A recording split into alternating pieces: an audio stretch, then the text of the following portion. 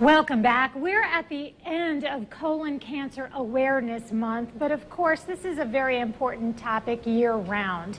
And the Borland-Groover Clinic, along with a local woman who lost her dad to colon cancer, are teaming up to raise awareness of the importance of getting screened, and our Elizabeth Campbell has more.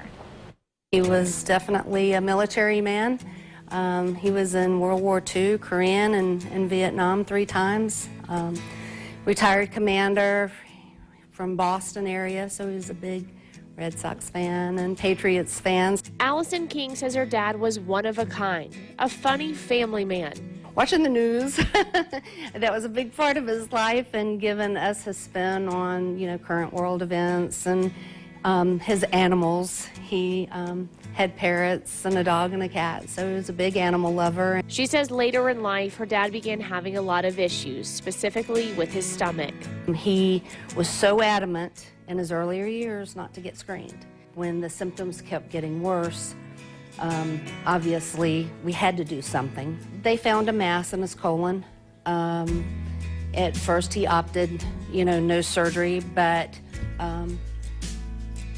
that really wasn't an option because the quality of life. He didn't have much time left, but that last year of her father's life meant everything to Alison.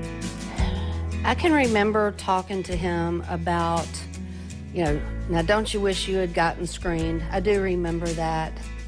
And, looking back, I know he wished he had.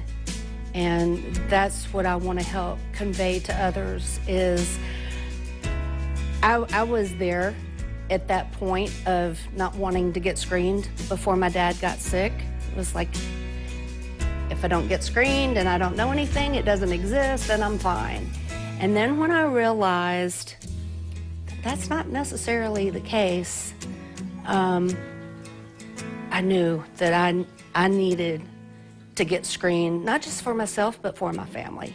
She had a colonoscopy and endoscopy about 6 months after her dad passed and is thankful she finally made that move. It's difficult watching a loved one suffer from something that could have been prevented. She says the care her father received from the Borland-Groover staff couldn't have been better. Cleveland Clinic and Yale graduate Dr. John Petersen, who didn't treat Alison's dad, is one of dozens of the clinic's doctors. With more than 30 years of experience, he says colon cancer statistics alone should be a wake-up call to Americans. It's thought to involve close to 5% of the population. So 1 in 20 adults in America will have the risk of developing colon cancer in their lifetime. That's pretty staggering. The good news is it's easy to detect and treat when found early.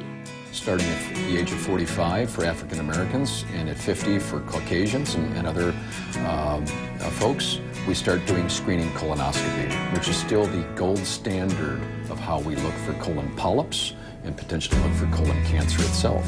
Dr. Petersen says proper screening can change the course of the disease, and just because it doesn't run in your family doesn't mean it couldn't happen to you. You have to dismiss those thoughts. You have to get rid of the fears and the trepidations about having a colonoscopy, or the embarrassment, if you will. You need to stop being afraid of telling your primary care physician symptoms when they arise.